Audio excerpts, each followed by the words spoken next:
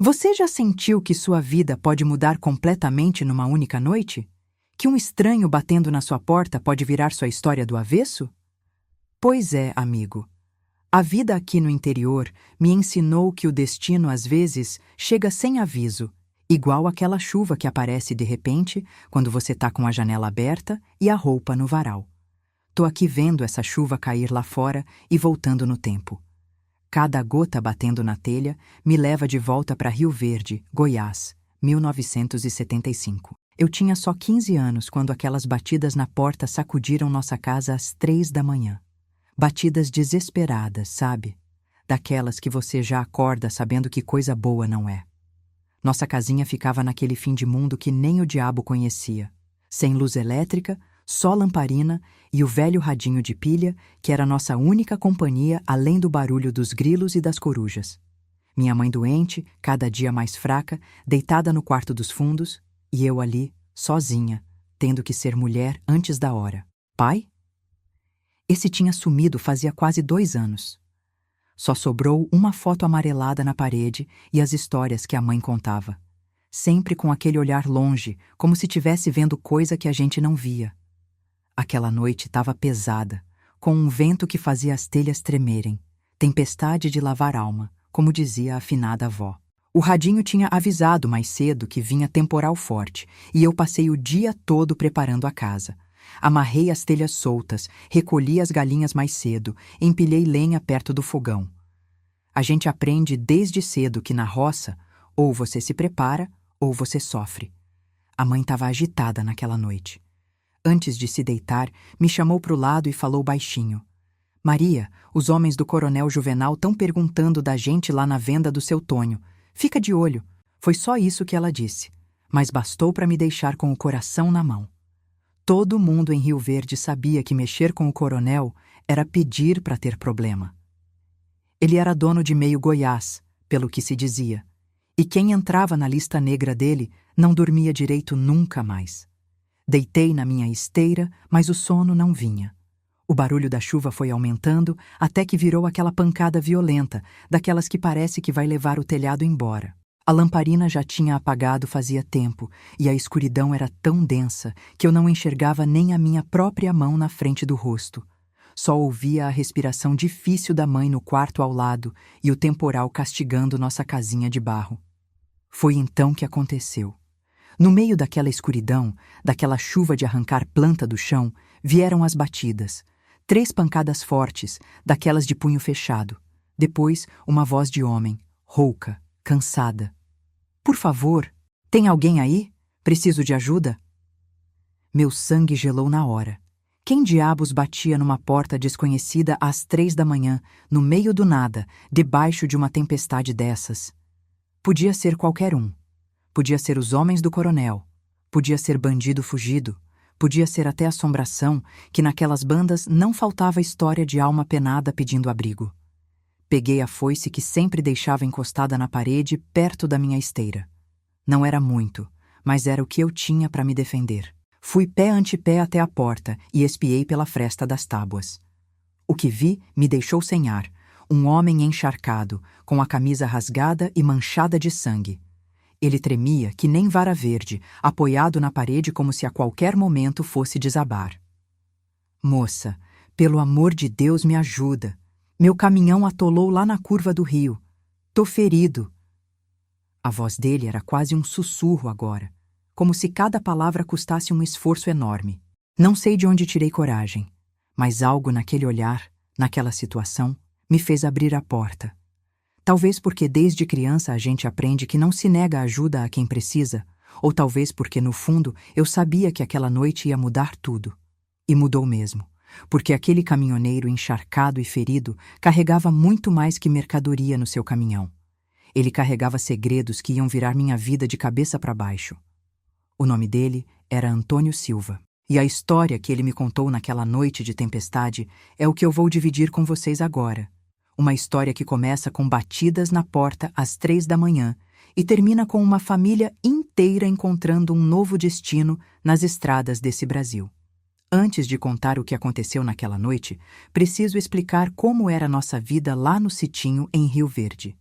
Não era aquele Rio Verde de hoje, cidade grande, cheia de luz e agronegócio. Era o Rio Verde de antigamente, onde a gente só ia de carroça nas festas de São João ou quando precisava de remédio na farmácia do seu Geraldo. Nossa casinha ficava a uns 15 quilômetros da cidade, numa estrada de terra vermelha que, no tempo das águas, virava um lamaçal sem fim. Casa simples, de pau a pique, telhado de barro e chão batido. 2 cômodos só, a cozinha com fogão a lenha e o quarto que eu dividia com minha mãe. Para tomar banho, era no riachinho que passava atrás de casa, ou então de caneca, com água do poço. Luxo para nós era ter querosene para lamparina e pilha para o radinho. Acordava sempre com o cantar do galo, antes mesmo do sol aparecer. Primeiro a ordenha da mimosa, nossa única vaquinha. Depois tratava das galinhas, cuidava da horta, buscava água no poço e ainda tinha que dar conta da comida. Tudo isso antes das 8 da manhã. O resto do dia era carpir, plantar, colher, dependendo da época. O suor escorrendo, as mãos calejadas, o sol queimando a pele. Mas não tinha escolha, né? Era isso ou passar fome. A mãe, coitada, foi definhando aos poucos depois que o pai sumiu. Começou com uma tosse que não passava nunca. Depois veio a fraqueza e, por fim, ela mal levantava da cama. Os vizinhos mais próximos ficavam a mais de meia hora de caminhada.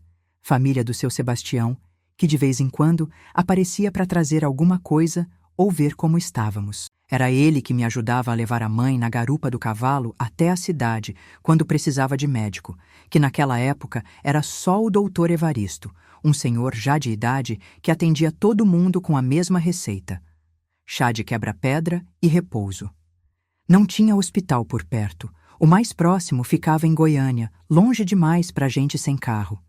Então a gente ia se virando como podia, com as ervas do quintal e as rezas da Dona Celestina, uma benzedeira respeitada nos arredores. Mas nem as rezas mais fortes estavam dando jeito na minha mãe.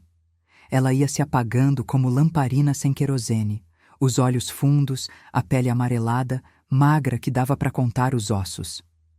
O pai? Ah, esse é capítulo doído na nossa história. Joaquim era o nome dele. Homem trabalhador, calado, mas de bom coração. Vivia da roça e de serviços que fazia para fazendeiros da região. De vez em quando pegava empreitada em obras nas cidades vizinhas, passava semanas fora, mas sempre voltava com algum dinheirinho ou presentes para nós. Foi numa dessas empreitadas que ele sumiu. Saiu numa segunda-feira dizendo que ia trabalhar na construção de um açude na fazenda do Coronel Juvenal e que voltaria no fim do mês. Nunca mais voltou. No início, a mãe acreditava que tinha acontecido algum acidente, que ele estava machucado em algum lugar sem poder mandar notícia. Depois, começou a achar que ele tinha encontrado outra mulher que tinha nos abandonado. Homem é assim mesmo, filha. Uma hora cansa da dureza e vai embora, ela dizia com aquele olhar distante. Mas eu conhecia meu pai. Sabia que ele não era de abandonar família. Algo tinha acontecido, só não sabia o quê. Com o tempo, os boatos começaram a circular. Diziam que meu pai tinha se metido em confusão com o coronel. Outros falavam que ele tinha descoberto algo que não devia e precisou fugir às pressas. Tinha até quem jurasse que viu o corpo dele boiando no Rio Verde, mas corpo nunca apareceu. O pior era o olhar das pessoas quando a gente ia na cidade. Aquele olhar de pena, misturado com um pouco de medo, como se ajudar a família de Joaquim pudesse trazer problema. A vida foi ficando cada vez mais difícil. Sem o pai, sobrou para mim cuidar de tudo. Da roça, dos bichos, da casa e da mãe doente. Tive que aprender na marra o que muita gente leva uma vida para aprender. Com 13 anos, já sabia plantar seguindo a lua, conhecia o ponto certo da farinha e negociava nossas verduras na feira como gente grande. Infância? Que infância! A minha acabou no dia que meu pai não voltou. As terrinhas onde a gente morava eram pequenas, mal dava para nossa subsistência. Nos primeiros meses depois do sumiço do pai, a gente ainda conseguiu manter tudo em ordem. Mas à medida que a mãe foi adoecendo, ficou mais difícil. Tinha dia que eu chorava sozinha na beira do córrego, exausta, sem saber se ia conseguir aguentar mais um dia daquela vida. Mas aí respirava fundo, lavava o rosto e voltava para o trabalho. Não tinha luxo de desistir. O pior de tudo era o medo. Medo da mãe morrer, medo de ficar sozinha, medo dos homens do coronel. Porque desde que o pai sumiu, de tempos em tempos, aparecia algum capataz por ali, fazendo perguntas, olhando tudo com aquela cara desconfiada. Eles nunca diziam claramente o que queriam, mas sempre deixavam no ar uma ameaça velada. Cuidado com o que fala por aí, menina. Ou, seu pai deixou muita história mal contada. Na véspera daquela noite da tempestade, a mãe tinha me chamado no canto da cozinha, enquanto eu preparava um chá para ela. Com a voz mais fraca que o normal, ela apertou meu braço e disse: Maria, se algum dia vier alguém aqui perguntando por um pacote ou por papéis do seu pai, você não sabe de nada, entendeu? Nada. E depois disso, ela não quis mais conversa, virou pro lado e fingiu que dormia, mesmo eu sabendo que ela passou a noite acordada, inquieta. Naquela época, eu não entendia o que estava acontecendo. Era muita coisa para uma menina de 15 anos. Só sabia que estávamos sozinhas, vulneráveis, e que por algum motivo éramos vigiadas. E foi nesse clima de medo e desconfiança que aquela noite de tempestade chegou, trazendo junto um estranho ferido que batia na nossa porta. A chuva que começou no fim da tarde foi só aumentando. Primeiro aquela garoa fina, depois uma pancada forte que não dava trégua. O vento assobiava nas frestas da janela e eu já tinha colocado as bacias nos cantos onde o telhado pingava. Reforcei a tramela da porta. Fechei bem as janelas e acendi a lamparina. Dei a sopa rala de mandioca e frango para a mãe, que mal tocou no prato. Ela estava mais agitada que o normal, os olhos arregalados olhando para o teto, como se esperasse que ele desabasse a qualquer momento. Tem coisa ruim no ar, filha, ela murmurou antes de se cobrir até o pescoço com a colcha remendada. Essa noite vai ser comprida. Não imaginava ela o quanto essa previsão ia se mostrar verdadeira, e como aquela noite comprida ia mudar para sempre o rumo da nossa história. Aquela tempestade não era daquelas comuns que a gente estava acostumada a ver em Goiás. Era daquelas que os antigos chamavam de tempestade de arranca-toco, dessas que parece que o mundo vai acabar. O céu estava tão escuro que, mesmo sendo só começo da noite, parecia meia-noite fechada. Mais cedo, antes da chuva apertar de vez, eu tinha ligado nosso velho radinho de pilha para ouvir a previsão do tempo na Rádio Nacional. O locutor falava com aquela voz séria. Alerta de tempestade severa para toda a região central de Goiás. Esperamos rajadas de vento, possíveis quedas de árvores e alagamentos. Moradores de áreas rurais devem redobrar os cuidados. Como se a gente precisasse que alguém de Brasília avisasse que vinha chuva grossa. Bastava olhar para o céu e sentir aquele cheiro de terra molhada que já se espalhava, ou ver as formigas correndo apressadas carregando seus ovos para lugares mais altos. Mesmo assim, o aviso me deixou mais alerta. Nossa casinha não era das mais fortes. Tinha consertado o telhado no mês passado, mas ainda tinha umas telhas que balançavam com vento forte. E o riozinho que passava a uns 300 metros da casa costumava encher rápido quando chovia muito. Saí correndo para terminar os preparativos antes que o temporal desabasse de vez. Primeiro, reforcei as telhas que estavam mais soltas com os pedaços de arame que guardava para essas emergências. Depois, coloquei os 2 baldes grandes debaixo das goteiras que sempre apareciam no canto da sala e perto do fogão. Trouxe mais lenha para dentro e empilhei perto do fogão, cobrindo com um pedaço de lona velha para não molhar. Fechei bem o galinheiro, colocando umas pedras pesadas por cima da portinhola para garantir. Por último, fui verificar se nossa caixa de emergência ainda estava no lugar. Era uma lata de bolacha antiga, onde guardávamos coisas importantes. Os documentos dentro de um saquinho plástico, o dinheirinho que sobrava da venda das verduras, mixaria, mas era o que a gente tinha, a única foto do pai e um terço antigo que era da minha avó. Estava tudo lá, guardado embaixo da cama da mãe. Quando voltei para dentro, já estava escurecendo e os primeiros pingos grossos começavam a estalar no telhado. A mãe estava sentada na beirada da cama, com aquela respiração difícil que me apertava o coração. Maria, vem cá, ela chamou com a voz fraca. Tranca bem aquela porta e pega a foice, deixa aqui perto. Me assustei com o pedido. A foice a gente sempre deixava encostada num canto da cozinha. Nunca tinha precisado dela dentro do quarto. Por quê, mãe? Tá acontecendo alguma coisa que eu não sei? Ela ficou um tempo em silêncio, como se estivesse decidindo se me contava ou não. Finalmente, com a voz mais baixa ainda, quase um sussurro, ela falou. Faz 2 dias que o Zé do armazém me avisou. Os homens do coronel andam perguntando pela gente de novo, mas dessa vez é diferente. Estão perguntando coisas específicas. Senti um frio na barriga. Que tipo de coisas, mãe? Se a gente recebeu visita ultimamente. Se alguém deixou alguma coisa aqui. Se seu pai mandou algum recado antes de sumir. Ela fez uma pausa. Respirou fundo. Parecia que cada palavra custava um esforço enorme. E tem mais. O Jerônimo, aquele capataz do olho torto, falou pro seu João lá da venda que ia resolver o assunto da viúva do Joaquim ainda essa semana. E você sabe que esse homem não é de conversa fiada. Jerônimo era conhecido na região toda como o braço direito do coronel Juvenal. Um homem alto, magro, sempre de chapéu preto e com uma cicatriz que cortava o canto da boca até a orelha, deixando um sorriso permanente e assustador num lado do rosto. Diziam que ele já tinha despachado mais de 10 pessoas que se meteram no caminho do coronel. Só de ouvir o nome dele, meu estômago revirou. Mas por que isso agora, mãe? Já faz quase 2 anos que o pai sumiu. Ela apertou minha mão, os dedos finos e frios como galhos secos. Seu pai não era só um trabalhador de roça, Maria. Ele sabia coisas que o coronel não queria que ninguém soubesse. Que coisas? É melhor você não saber. Por enquanto, pelo menos.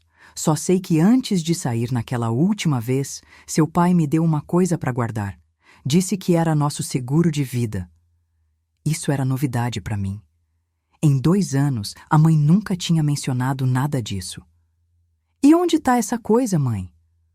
Num lugar seguro, ela respondeu vagamente e percebi que não ia me contar mais nada. Agora vá buscar a foice e tranca bem aquela porta. Obedeci, mais assustada do que nunca. O barulho da chuva já era ensurdecedor, batendo forte contra o telhado e escorrendo pelas paredes de barro. Algumas goteiras começavam a aparecer, pingando no chão de terra batida.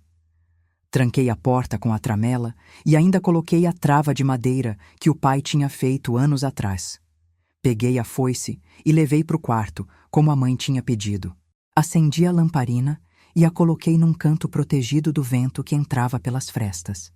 A luz fraca dançava nas paredes, criando sombras que pareciam ter vida própria. Lá fora, além do barulho da chuva, o vento uivava como alma penada, e de vez em quando se ouvia o estrondo de um trovão que fazia a casa toda tremer. Nos sentamos as duas na cama estreita, encostadas na parede, ouvindo a fúria da tempestade.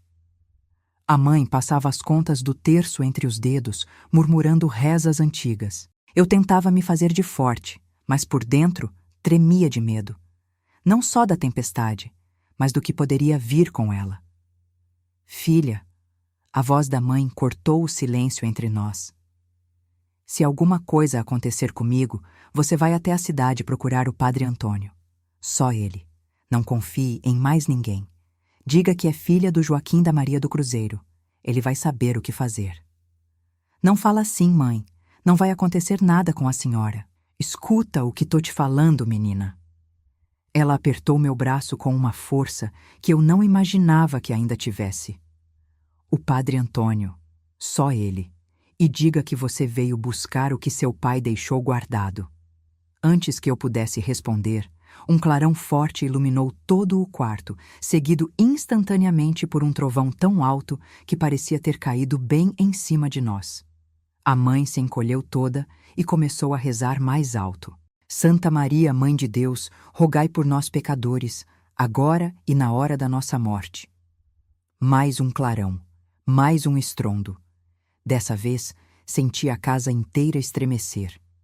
Alguma coisa lá fora tinha sido atingida. Talvez uma árvore próxima.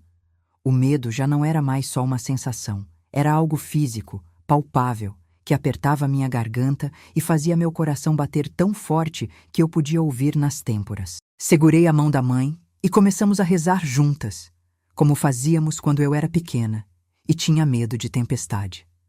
As horas foram passando lentamente. A chuva não dava sinal de que ia parar tão cedo. Pelo contrário, parecia cada vez mais forte. A lamparina já estava na metade do querosene, e eu pensava se devia apagá-la para economizar, quando a mãe finalmente adormeceu, exausta de tanto tossir e de tanto medo. Ajeitei o travesseiro sob sua cabeça e a cobri melhor com a colcha remendada. No sono, seu rosto parecia um pouco menos sofrido, quase em paz. Fiquei ali, olhando para ela, sentindo uma mistura de amor e desespero. Como eu ia proteger aquela mulher frágil se os homens do coronel viessem atrás de nós? O que meu pai tinha feito para nos colocar nessa situação? Foi quando ouvi. No início, achei que era só imaginação, mais um barulho da tempestade. Mas não. Era diferente. Era o som de algo, ou alguém, se movendo lá fora, perto da casa. Um barulho de passos na lama, tentando ser abafado pela chuva, mas ainda assim perceptível para quem estava atento como eu. Agarrei a foice com tanta força que os nós dos meus dedos ficaram brancos. Apaguei rápido a lamparina com um sopro. Na escuridão total, agucei os ouvidos, tentando identificar de onde vinha o som exatamente. E então, como num pesadelo se tornando realidade, vieram as batidas. 3 pancadas fortes na porta da frente. Uma pausa.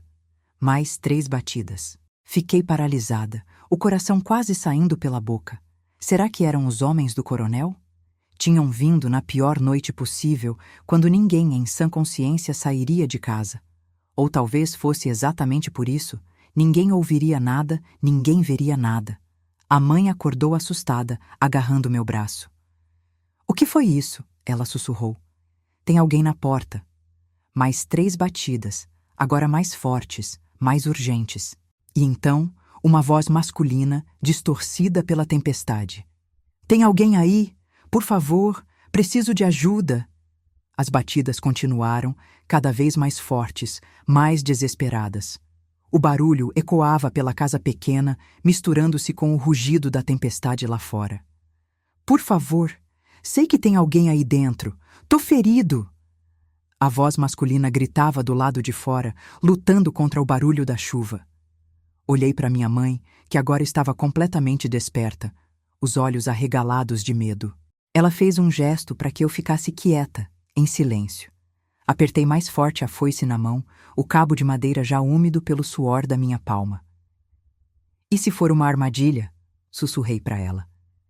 "E se forem os homens do coronel?" Ela balançou a cabeça confusa. "Não sei, filha. Eles não viriam numa noite assim. Mas também não podemos confiar em ninguém." As batidas pararam por um momento. Pensei que talvez o homem tivesse desistido e ido embora. Soltei um suspiro curto de alívio, mas logo em seguida ouvimos um baque surdo, como se alguém tivesse caído contra a porta, e um gemido de dor. "Pelo amor de Deus, só um lugar para me abrigar. Tô sangrando muito." A voz agora estava mais fraca, mais arrastada. Parecia sincera demais para ser fingimento. Senti aquela angústia no peito, aquele aperto que a gente sente quando vê alguém sofrendo e não faz nada. Meu pai sempre dizia que a pior coisa que um cristão podia fazer era negar ajuda a quem precisava de verdade. "Vou ver quem é", decidi, levantando-me. A mãe segurou meu braço, os dedos finos apertando com uma força surpreendente. "Não, Maria, é perigoso." "Mas e se for alguém precisando mesmo de ajuda? E se for algum vizinho? A gente não pode deixar uma pessoa morrendo na nossa porta." "Então, pelo menos deixa eu ir junto." "A senhora mal consegue ficar em pé. Fica aqui. Eu levo a foice comigo e só abro uma fresta para ver quem é." Antes que ela pudesse protestar mais, eu já estava andando em direção à porta, a foice erguida, pronta para qualquer coisa. O chão de terra batida estava úmido por causa da chuva que entrava pelas frestas da parede. A cada passo, sentia meus pés afundarem ligeiramente. Cheguei na porta e encostei o ouvido na madeira. Podia ouvir uma respiração ofegante do outro lado, junto com o barulho da tempestade. "Quem tá aí?" Perguntei, tentando fazer minha voz soar mais firme e adulta do que realmente era. Graças a Deus, a voz respondeu, agora mais perto. Me chamo Antônio, sou caminhoneiro. Meu caminhão atolou na estrada a uns 2 quilômetros daqui. Tentei seguir a pé, mas escorreguei num barranco e me machuquei feio. Vi a luz da sua casa de longe. Por favor, moça, tô perdendo sangue. Caminhoneiro?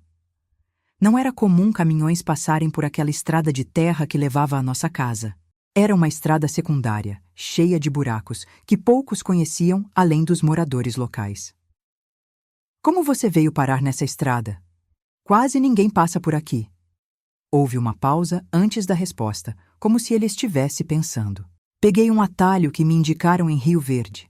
Disseram que encurtava caminho para Jataí, mas aí veio essa chuva, e o caminhão não aguentou a subida depois da Ponte Velha. A Ponte Velha. Isso fazia sentido. Era um ponto conhecido na região, e realmente tinha uma subida traiçoeira depois dela, que em dias de chuva forte virava puro lamaçal. Mas ainda assim, não podia simplesmente abrir a porta sem ter certeza. Com cuidado, afastei o pequeno pedaço de madeira que cobria a fresta da porta, um buraco de mais ou menos 10 centímetros de largura e altura que meu pai tinha feito justamente para essas situações, para poder ver quem estava do lado de fora antes de abrir. O que vi me fez engasgar. Um homem de uns 40 anos, completamente encharcado, estava praticamente deitado contra a nossa porta. A camisa xadrez estava rasgada e manchada de vermelho na altura do abdômen. O rosto estava pálido, contraído em uma expressão de dor, e uma barba por fazer cobria seu queixo. Os olhos eram castanhos, cansados, mas tinham um brilho sincero que lembrava os olhos do meu pai. Meu Deus do céu, murmurei, vendo o sangue que escorria entre os dedos que ele pressionava contra o lado. Mãe, esse homem tá ferido mesmo. Não abre essa porta toda, ela gritou de volta do quarto. Deixa ele entrar só um pouco e fica com a foice na mão. Removi a trava de madeira e abri a tramela, abrindo a porta apenas o suficiente para o homem passar. Ele praticamente caiu para dentro, e eu tive que firmar os pés para ajudar a segurá-lo, mesmo sendo tão magrela. O cheiro de sangue, chuva e suor invadiu minhas narinas. Obrigado, menina, ele murmurou, a voz fraca. Deus te abençoe. Consegue andar até a cozinha? Perguntei, ainda segurando a foice com uma mão, enquanto o amparava com a outra. Ele fez que sim com a cabeça e, aos tropeços, guiei ele até a nossa pequena mesa de madeira na cozinha. Ele desabou numa das cadeiras, deixando um rastro de água e sangue pelo chão. Acendi novamente a lamparina e a coloquei sobre a mesa. Na luz amarelada, pude ver melhor o estado dele. A ferida na lateral do corpo parecia feia, mas não tão profunda quanto eu temia. O que aconteceu com você? Perguntei, ainda mantendo distância, a foice apontada na sua direção. Escorreguei num barranco quando estava tentando desatolar o caminhão. Tinha uns ferros velhos lá embaixo, de uma cerca antiga, acho. Um deles me pegou aqui. Ele apontou para o ferimento. Arranquei na hora, mas o sangue não para. Nesse momento, minha mãe apareceu na porta da cozinha, apoiada na parede, o rosto uma máscara de preocupação e desconfiança. Ela segurava um pedaço de madeira na mão, a única arma que tinha conseguido pegar. Quem é você? O que quer aqui? Ela perguntou, a voz fraca, mas decidida. O homem levantou o olhar e algo estranho aconteceu. Os olhos dele se arregalaram por um instante, como se tivesse reconhecido minha mãe. Mas logo depois, ele baixou a cabeça, gemendo de dor. Me chamo Antônio Silva, senhora. Sou só um caminhoneiro com azar. Peguei essa estrada como atalho, e olha no que deu. Minha mãe ficou paralisada ao ouvir o sobrenome dele. Silva. O mesmo sobrenome do meu pai. Mas era um sobrenome comum. Tinha Silva espalhado por todo o Brasil. Silva de onde? Ela perguntou, dando um passo à frente, os olhos apertados, examinando o rosto dele. De Uberlândia, senhora. Nasci e me criei lá. Só vim para essas bandas a trabalho. Minha mãe continuou olhando para ele por um longo momento, como se tentasse decifrar alguma coisa no rosto sujo e ensanguentado. Finalmente, ela se virou para mim. Maria, pega a garrafa de cachaça que tá guardada no armário e aqueles panos limpos que separei para fazer curativo em mim. Vamos tratar desse ferimento. Me surpreendi com a decisão dela de ajudar tão prontamente, mas não questionei. Fui rápido pegar o que ela pediu, enquanto ela se aproximava mais do homem, agora sentando-se na cadeira em frente a ele. Não temos muito aqui, ela disse para o homem, mas o suficiente para estancar esse sangue e lhe dar um canto seco para passar a noite. Amanhã, quando a chuva passar, o senhor segue seu caminho. Havia algo estranho no tom dela. Uma mistura de ajuda e ordem, como se estivesse estabelecendo logo os termos daquele abrigo temporário. Voltei com a cachaça e os panos limpos. O homem tinha tirado a camisa rasgada, revelando o corte na lateral do corpo, um talho de uns 10 centímetros, não muito profundo, mas que sangrava bastante. Ao redor da ferida, vi outras cicatrizes antigas, marcas de uma vida dura de trabalho pesado. Vai arder, avisei, despejando um pouco de cachaça diretamente no ferimento. Ele mordeu o lábio com força, mas não gritou. Apenas um gemido abafado escapou da sua garganta enquanto o líquido limpava o corte. Você é corajosa para uma menina tão nova, ele comentou, olhando para mim enquanto eu começava a limpar o ferimento com cuidado. Quantos anos tem? 15, respondi secamente, concentrada no que estava fazendo. Não queria dar muita conversa, ainda não sabia se podia confiar nele. E mora aqui sozinha com sua mãe? Antes que eu pudesse responder, minha mãe interveio. As perguntas aqui quem faz somos nós, senhor Antônio. O que um caminhoneiro estava fazendo numa estrada secundária como essa, em plena tempestade? Ele suspirou, parecendo cansado demais para inventar histórias. A verdade, senhora? Eu estava fugindo. Peguei uma carga em Goiânia que não deveria ter pegado. Só quando já estava na estrada percebi que tinha coisa errada. Gente perigosa atrás de mim. Pensei que por esse atalho despistava eles. Minha mãe e eu trocamos um olhar preocupado. Gente perigosa? Será que ele estava falando dos homens do coronel? Que tipo de carga? Minha mãe perguntou, a voz subitamente tensa. O homem hesitou, olhando de uma para outra, como se avaliasse se podia confiar em nós. É melhor a senhora não saber, dona. Quanto menos souber, mais segura fica. Terminei de fazer o curativo o melhor que pude. Não era enfermeira, mas na roça a gente aprende desde cedo a cuidar de ferimentos. Já tinha tratado de cortes em animais, em vizinhos e até em mim mesma. Limpei bem com a cachaça, que era o que tínhamos de desinfetante, e depois amarrei firme com os panos limpos. O sangramento tinha diminuído bastante, o que era um bom sinal. Peguei um dos cobertores velhos que guardávamos no baú e estendi no chão da cozinha, perto do fogão, a lenha onde ainda restavam algumas brasas que davam um pouco de calor. O senhor pode dormir aqui, falei, apontando para o cobertor improvisado. Não é muito confortável, mas está seco e tem o calorzinho do fogão. Já dormi em lugares bem piores, menina, ele respondeu com um meio sorriso cansado. Isso aqui para mim é até luxo.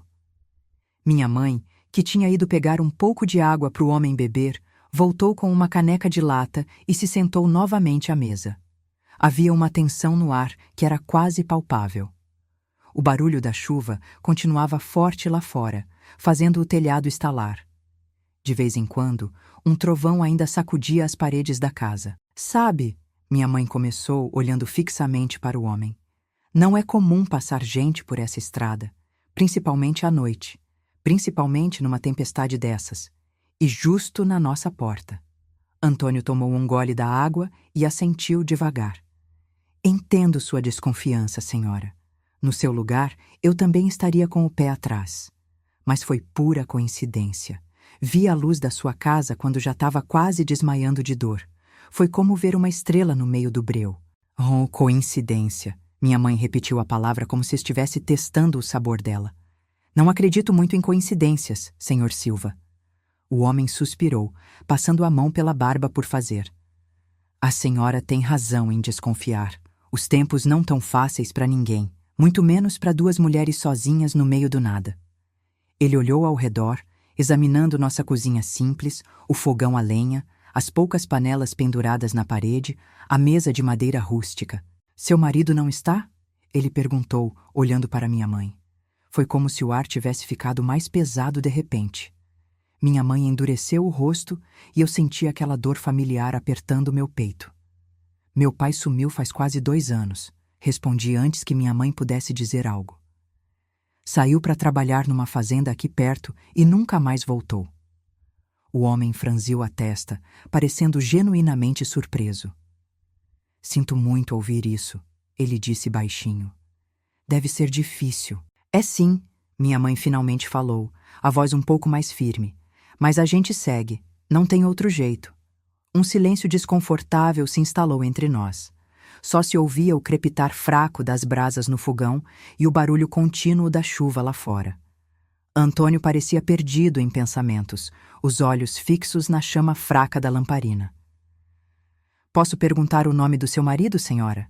Ele questionou de repente. Minha mãe hesitou por um momento. Joaquim? Ela respondeu finalmente. Joaquim Silva. Percebi que ela observava atentamente a reação do homem. E não passou despercebido o ligeiro sobressalto que ele teve ao ouvir o nome. Silva também? Ele comentou, tentando soar casual. Sobrenome comum, né? Muito comum, minha mãe concordou, sem tirar os olhos dele. Tem Silva espalhado pelo Brasil inteiro. E a senhora é... Maria, ela respondeu. Maria do Cruzeiro, como o pessoal daqui me conhece, por causa do cruzeiro que tem no alto do morro atrás da nossa terra. O homem assentiu lentamente, como se estivesse guardando aquela informação com cuidado. E a menina? Também é Maria, minha mãe falou, um tom protetor na voz. Maria da Conceição, o nome completo. Ele sorriu de leve, olhando para mim. 2 Marias. Os anjos devem gostar dessa casa. Não respondi. Continuava desconfiada, mesmo que ele parecesse sincero. Na vida dura que levávamos, aprendemos cedo que aparências enganam e que palavras doces podem esconder intenções amargas. O senhor disse que é caminhoneiro, continuei o interrogatório. Carrega o quê? De tudo um pouco, ele respondeu, passando a mão pelo ferimento, como se estivesse verificando se o curativo estava no lugar.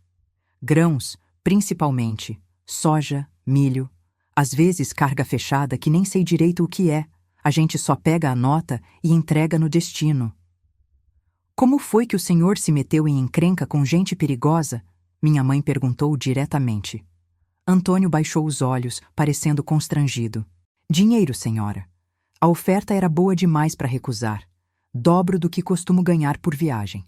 Só depois entendi por quê. E o que era a carga? Insisti. Ele balançou a cabeça. Melhor não saber. De verdade. Mas não é nada do que vocês podem estar pensando. Não carrego droga nem arma, se é o que estão imaginando. Tenho meus princípios. Minha mãe o observou por um longo momento, como se tentasse enxergar através dele, desvendar se estava falando a verdade ou não. Finalmente, ela se levantou com esforço. Bom, já está tarde. Precisamos descansar. Amanhã, se a chuva der trégua, vamos ver como ajudar o senhor com seu caminhão. A senhora é muito gentil, ele respondeu. Nem sei como agradecer. Não precisa agradecer. Só espero não me arrepender de ter aberto aquela porta. Ela se virou para mim. Maria, vem comigo pro quarto. Já está tarde. Entendi o recado. Ela queria falar comigo em particular. Peguei a lamparina e a segui, deixando apenas a fraca luz das brasas do fogão para iluminar a cozinha onde o homem ficaria. Tranque bem a porta quando saírem, Antônio falou quando já estávamos no corredor. Nunca se sabe.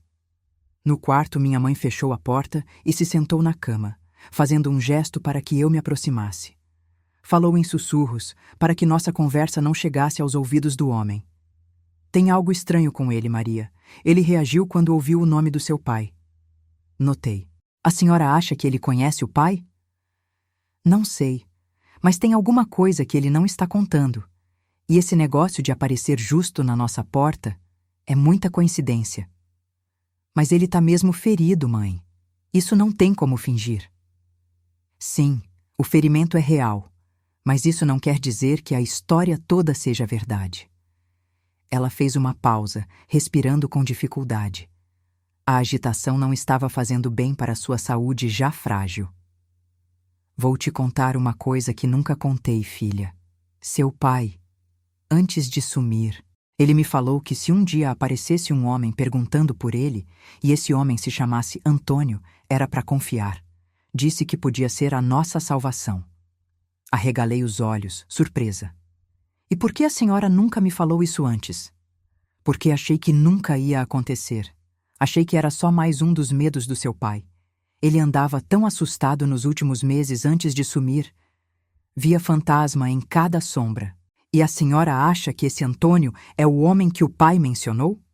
Ela balançou a cabeça incerta. Não sei, filha. Pode ser coincidência.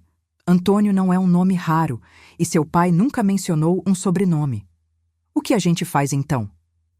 Por enquanto, nada. Vamos deixar ele descansar essa noite. Amanhã, com a luz do dia, talvez as coisas fiquem mais claras.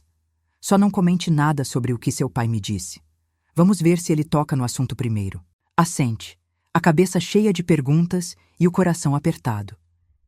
Se esse homem realmente conhecia meu pai, talvez finalmente pudéssemos descobrir o que tinha acontecido. Talvez houvesse uma chance, por menor que fosse, de que meu pai ainda estivesse vivo em algum lugar. E se ele for perigoso? Perguntei, a preocupação voltando. E se for um dos homens do coronel disfarçado? Minha mãe pegou minha mão, apertando entre as suas. Não acho que seja. Se fosse, já teria feito algo. Não precisaria dessa história toda de caminhão atolado e ferimento. E tem uma coisa no olhar dele. Me lembra o seu pai. Essa última frase me pegou de surpresa. Era a primeira vez, desde que meu pai tinha sumido, que via minha mãe fazer uma comparação assim, com ternura na voz. Vamos dormir agora, ela disse, mas com um olho aberto.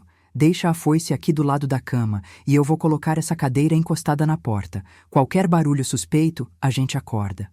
Ajudei-a a posicionar a cadeira de forma que, se alguém tentasse abrir a porta, faria barulho.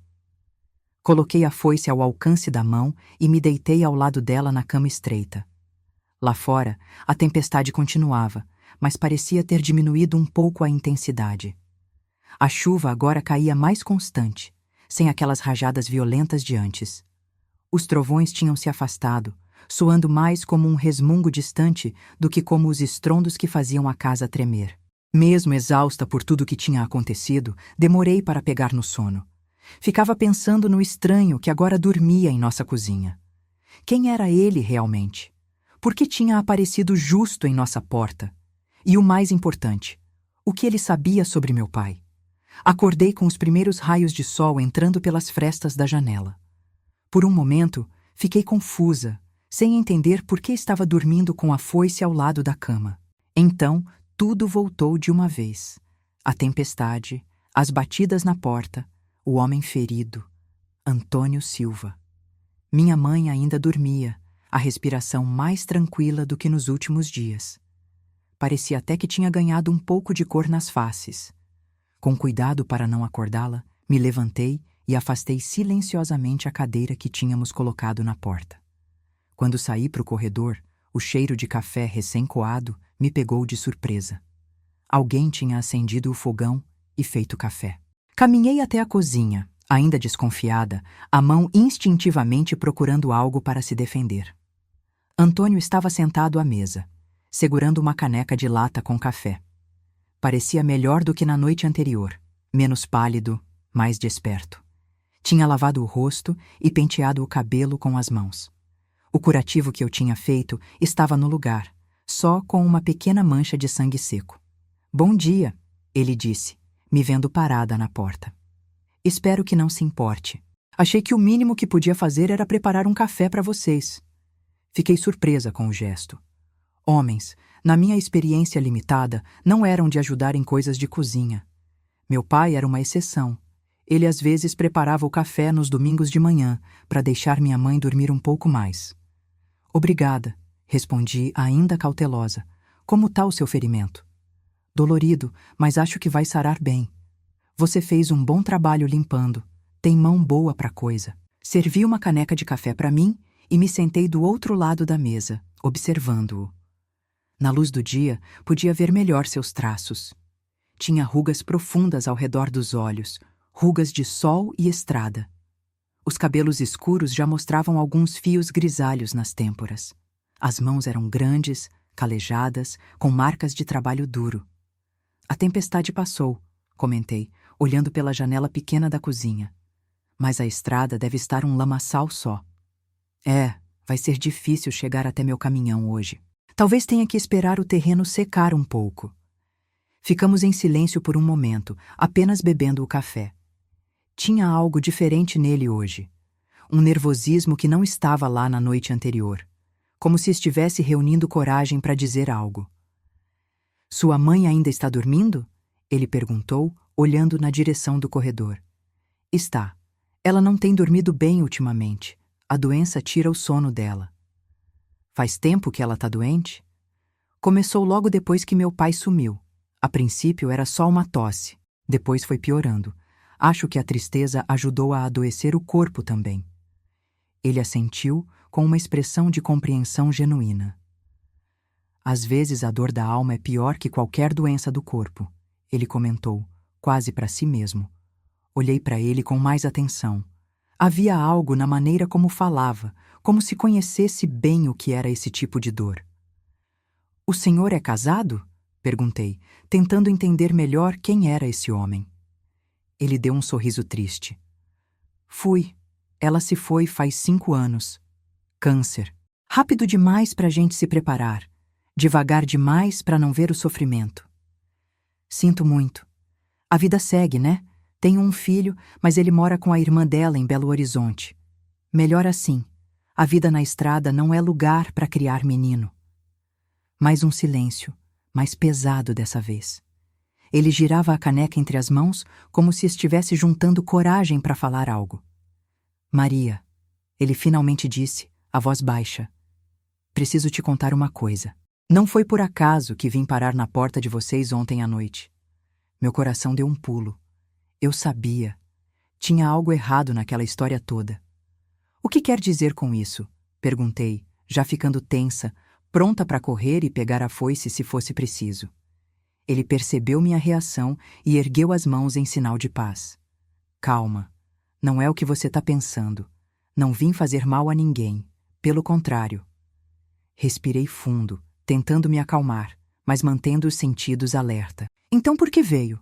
O que quer da gente? Ele olhou ao redor, como se verificasse se estávamos realmente sozinhos, e então abaixou ainda mais a voz. Conheço seu pai. 3 palavras. 3 simples palavras que fizeram o mundo parar por um instante. Conheço. Não conheci. Conheço. Presente. Como se... Meu pai está vivo? As palavras saíram quase como um suspiro, meu coração batendo tão forte que parecia que ia sair pela boca. Antônio assentiu lentamente. Está. E mandou eu vir buscar vocês. Fiquei paralisada, sem conseguir processar o que estava ouvindo. Meu pai. Vivo. Depois de quase 2 anos achando que ele estava morto, que tinha sido assassinado pelos homens do coronel, ou que tinha sofrido algum acidente, ou até que tinha nos abandonado. E agora esse estranho aparece dizendo que ele está vivo? E que mandou buscá-lo?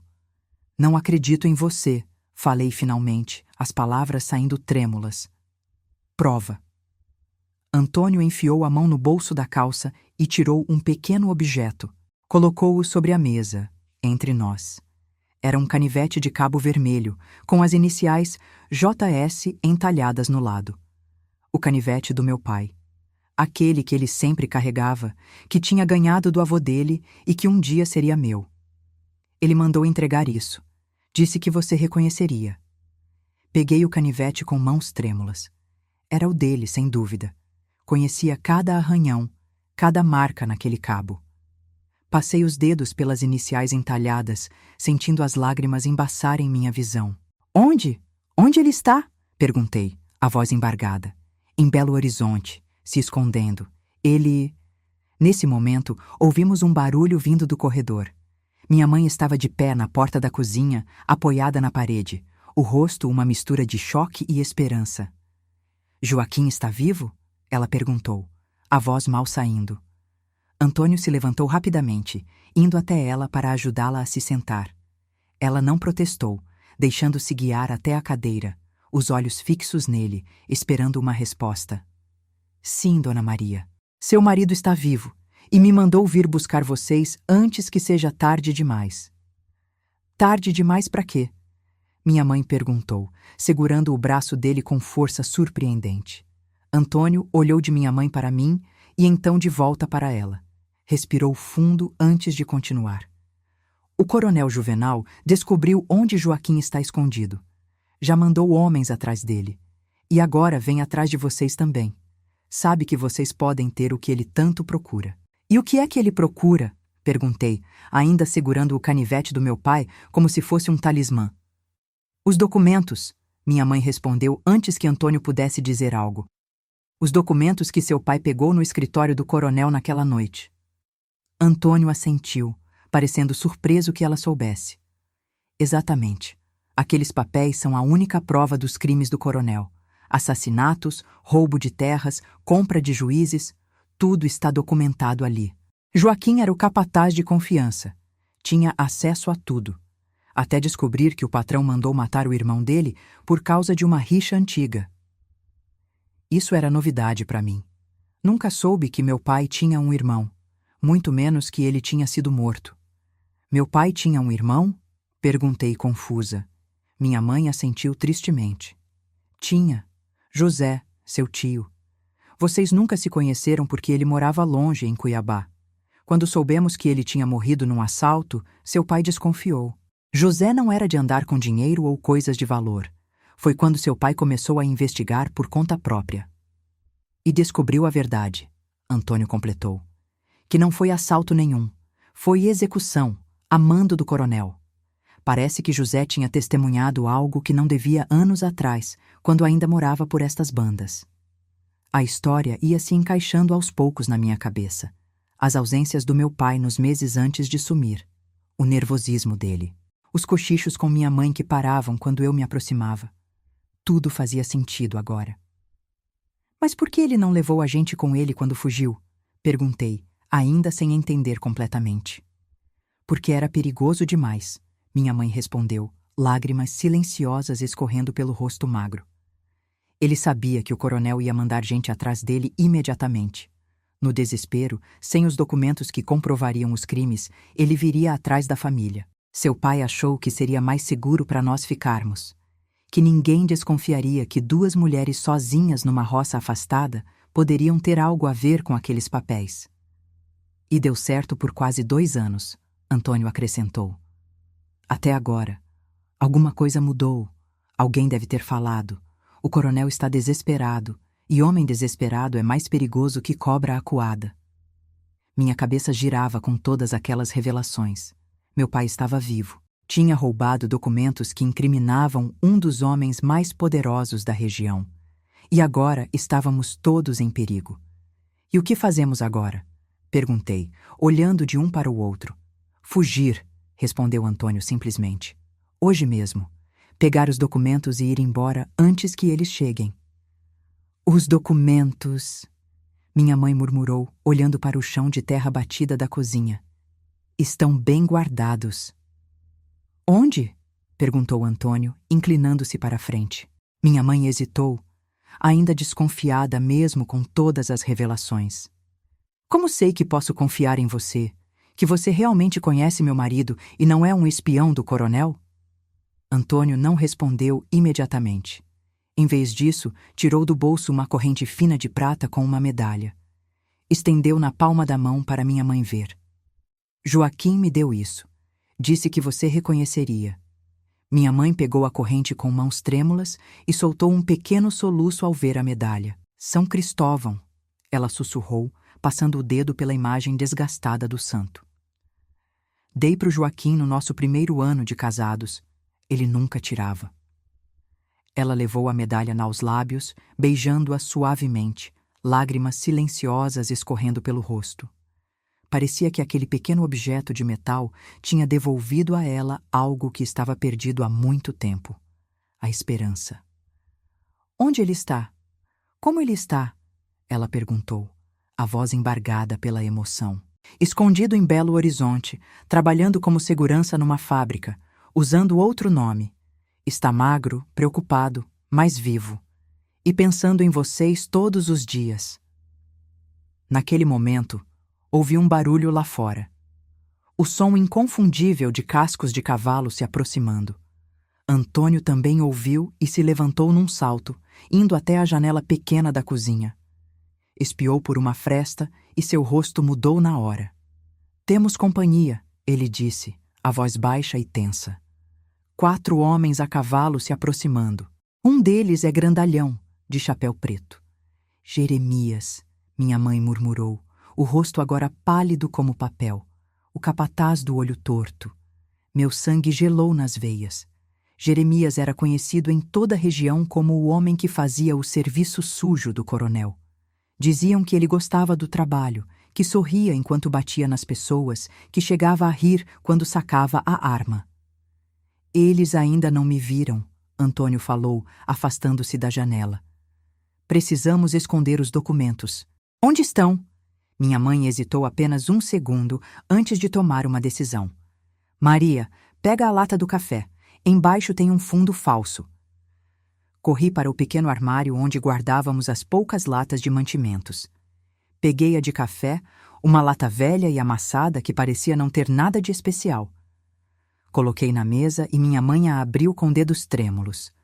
Esvaziou o pouco de café que havia dentro e então pressionou o fundo da lata de um jeito específico. Para minha surpresa, o fundo cedeu, revelando um compartimento escondido. De dentro, ela tirou um envelope pardo, selado com cera e amarrado com barbante. Parecia conter alguns papéis, não muitos, mas suficientes para valer o risco que meu pai tinha corrido. São esses, ela disse, entregando o envelope para Antônio. Os documentos que provam tudo. Ele mal teve tempo de pegar o envelope e escondê-lo dentro da camisa quando ouvimos o som dos cavalos parando em frente à casa, seguido por vozes masculinas e passos pesados se aproximando. Dona Maria? Tá em casa? Precisamos dar um dedinho de prosa. Uma voz grave e rouca chamou lá de fora, com uma falsa cordialidade que só tornava tudo mais ameaçador. É ele, minha mãe sussurrou. Jeremias. Vocês duas, fiquem calmas, Antônio instruiu rapidamente. Vou me esconder no quarto. Digam que estão sozinhas, que não sabem de documento nenhum. Ganhem tempo. Quando puderem, venham para o quarto. Ele se moveu silenciosamente pelo corredor, desaparecendo no quarto dos fundos. Dona Maria, sei que está aí dentro. Vamos facilitar as coisas. A voz de Jeremias soou mais forte, seguida por batidas pesadas na porta. Minha mãe apertou minha mão, como se estivesse passando alguma força invisível para mim. Vamos lá, cabeça erguida, não demonstre medo. Fomos juntas até a porta. Minha mãe respirou fundo e abriu, revelando a figura imponente de Jeremias. Homem alto, corpulento, com um chapéu preto de abas largas, sombreando o rosto marcado por uma cicatriz que lhe dava um sorriso permanente e torto num lado do rosto. Atrás dele, 3 outros homens, todos armados, todos com expressões duras. Bom dia, Dona Maria, Jeremias saudou, tirando o chapéu num gesto de falsa educação. Esperamos não estar incomodando tão cedo. Bom dia, seu Jeremias, minha mãe respondeu, a voz surpreendentemente firme. O que traz o senhor aqui? Ah, apenas uma visita de cortesia, ele respondeu, o sorriso torto se alargando. O coronel Juvenal anda preocupado com a senhora e a menina, sozinhas aqui no meio do nada, ainda mais depois dessa tempestade brava de ontem. Estamos bem, obrigada pela preocupação, minha mãe respondeu secamente. Não precisava se dar ao trabalho de vir até aqui. Aqui é isso, Dona Maria? Não é trabalho nenhum. Na verdade, o coronel ficaria mais tranquilo se a senhora e a menina viessem passar uns dias na fazenda sede. Tem mais conforto lá e a senhora anda tão doente. O tom dele era amigável, mas os olhos frios contavam outra história. Aquilo não era um convite, era uma ordem disfarçada. Agradeço a oferta, mas prefiro ficar em casa. Tenho minhas ervas aqui, meus remédios. Jeremias balançou a cabeça, como se estivesse desapontado com a resposta. Dona Maria, a senhora não está entendendo. O coronel insiste. Ele tem algo importante para conversar com a senhora sobre seu marido. Minha mãe se endureceu visivelmente. O que tem, meu marido? Joaquim sumiu faz quase 2 anos. Pois é sobre isso mesmo que o coronel quer conversar. Jeremias deu um passo à frente, entrando na casa sem ser convidado, obrigando-nos a recuar. Parece que temos novidades sobre o paradeiro dele. Os outros 3 homens também entraram, espalhando-se pela nossa pequena sala de forma intimidadora. Um deles, magro, com um bigode fino e olhos inquietos, começou a examinar a casa com o olhar, como se procurasse algo. Se tem notícias do meu marido, podem falar aqui mesmo, minha mãe insistiu, mantendo a calma, embora eu pudesse ver o esforço que isso lhe custava. Assunto delicado, Dona Maria. Melhor conversar na fazenda, Jeremias respondeu, andando pela sala como se fosse o dono do lugar. E além disso, o coronel está querendo saber se a senhora não está guardando algo que pertence a ele. Não sei do que o senhor está falando. Não? Jeremias ergueu uma sobrancelha, descrente. Uns papéis, documentos, que por acaso seu marido pode ter pegado emprestado antes de sumir. Minha mãe cruzou os braços, numa postura defensiva. Não sei de papel nenhum. O Joaquim não deixou nada aqui além de saudade e dívidas. Jeremias soltou uma risada seca, sem humor. Dona Maria, não dificulta as coisas. O coronel só quer o que é dele. Se a senhora colaborar, quem sabe ele até ajuda a encontrar seu marido. O homem magro de bigode tinha se afastado, indo em direção à cozinha. Meu coração disparou. E se ele encontrasse a lata de café aberta? Ou pior, se começasse a procurar pelo resto da casa e encontrasse Antônio. Posso olhar nos quartos? Ele perguntou a Jeremias, já se encaminhando para o corredor. Fique à vontade, Toninho, Jeremias respondeu, sem tirar os olhos da minha mãe. A Dona Maria não tem nada a esconder, não é mesmo? Foi quando notei algo no chão da cozinha. Uma pequena mancha escura. Sangue. Do ferimento de Antônio. E o homem chamado Toninho estava indo direto na direção dela. Espera! Gritei, mais alto do que pretendia, fazendo todos os homens olharem para mim. Tem uma galinha doente lá dentro. Matei ontem para fazer canja para minha mãe. Tá tudo sujo ainda. Toninho parou, olhando para mim com suspeita. Galinha doente? Canja com galinha doente? Ela não estava doente de verdade, tentei explicar, sentindo o suor escorrer pelas costas. Só velha demais para botar, mas a carne ainda serve para canja. Jeremias me observava com aqueles olhos frios, calculistas. Senti como se ele pudesse ver através de mim, através das minhas mentiras improvisadas. Toninho, vai lá ver essa tal galinha, ele ordenou finalmente. Toninho entrou na cozinha e eu o segui, rezando para que ele não notasse o sangue no chão, nem a lata de café mexida, nem qualquer outro sinal da presença de Antônio. Cadê a galinha? Ele perguntou, olhando ao redor. Já limpei e guardei na panela, respondi, apontando para o fogão a lenha, onde, por sorte, havia realmente uma panela tampada. A carne tá aí dentro, de molho, ia fazer a canja hoje. Ele levantou a tampa da panela e espiou dentro. Por um milagre, havia mesmo alguns pedaços de carne dentro.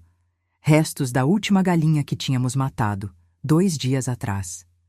Não era muito, mas foi suficiente para confirmar parte da minha história. Enquanto isso, pude ouvir Jeremias continuando a interrogar minha mãe na sala. Dona Maria, vamos parar com esse joguinho. A senhora sabe onde o Joaquim tá. E sabe dos documentos também. O coronel está disposto a ser generoso se a senhora colaborar.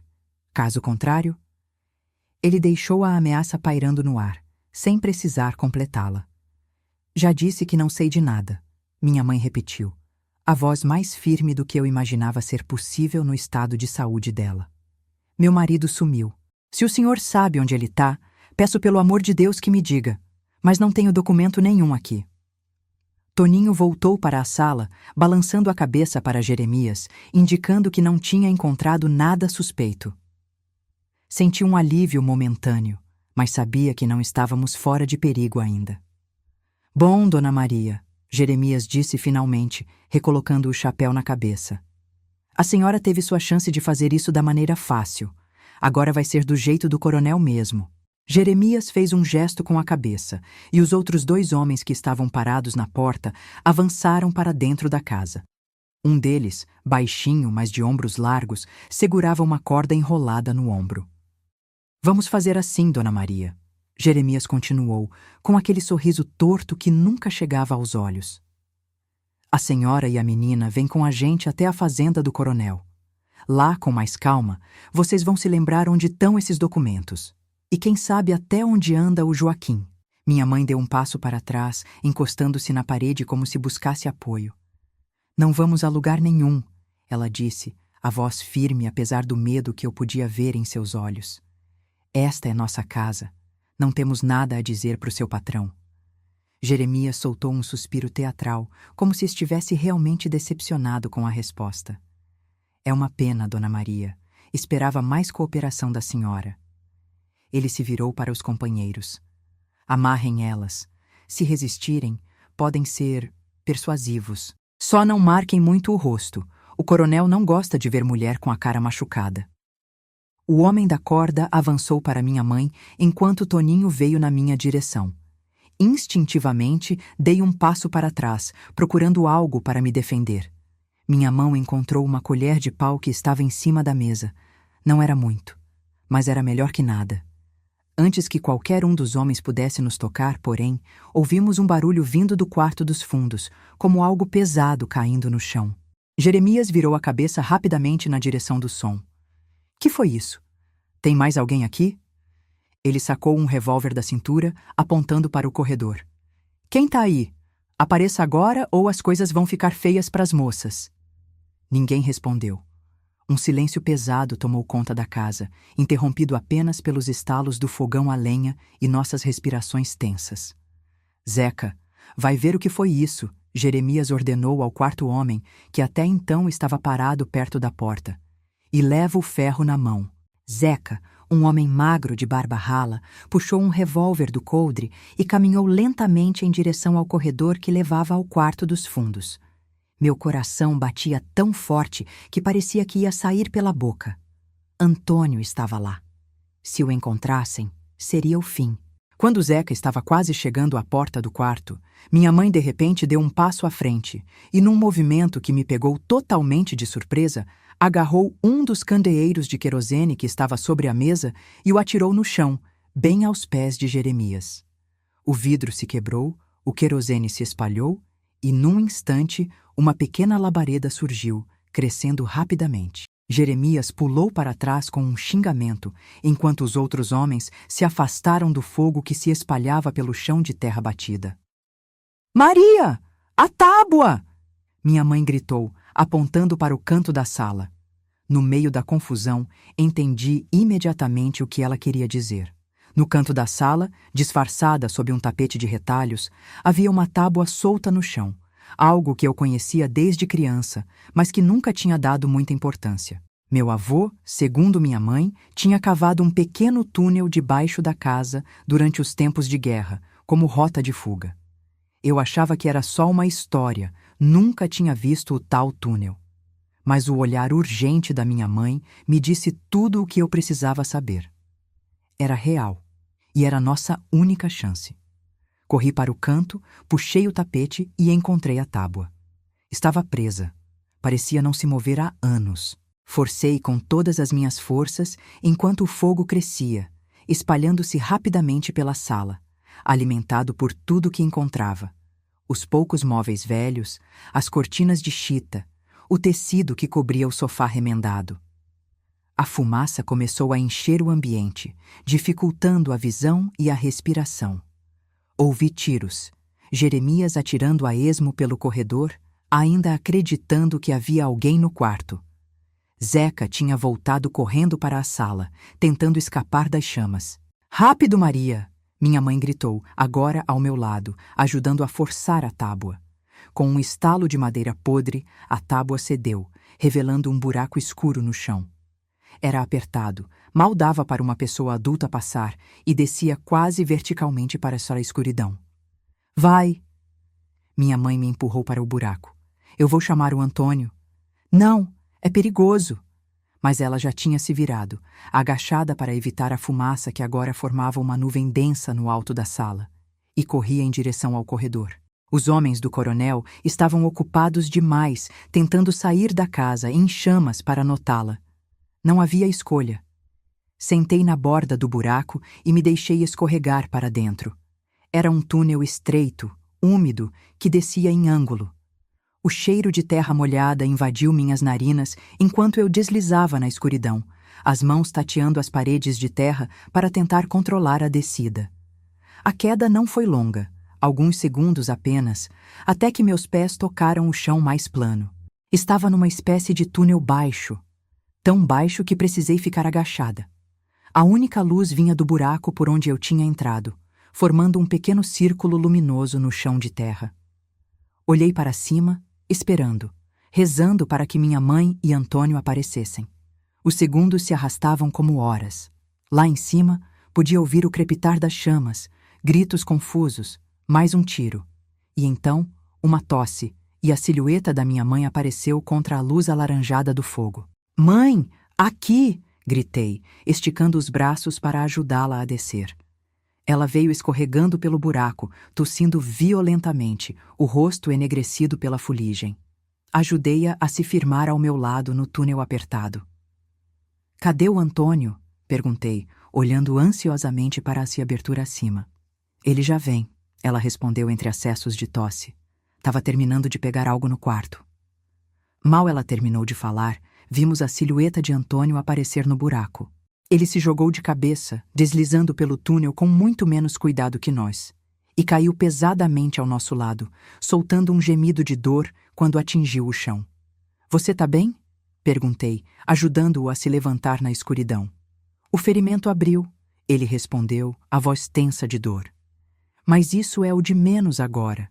Temos que sair daqui antes que eles percebam para onde fomos. Para onde vai esse túnel? Perguntei à minha mãe, que parecia ser a única que sabia daquela passagem secreta. Sai no bambuzal perto do riozinho, ela explicou. Seu avô cavou durante a Revolução de 32. Nunca pensei que teríamos que usar.